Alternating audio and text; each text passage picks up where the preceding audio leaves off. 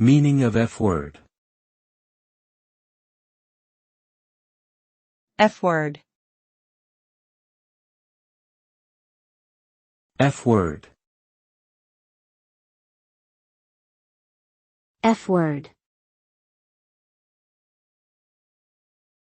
F-word.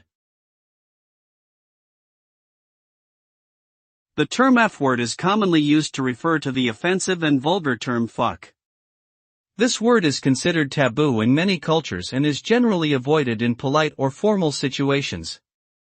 It is often used as an expletive to express strong emotions such as frustration, anger, or excitement.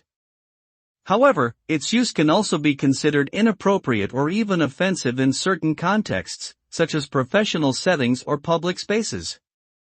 Despite its controversial nature, the word continues to be widely used in popular culture, including music, movies, and literature.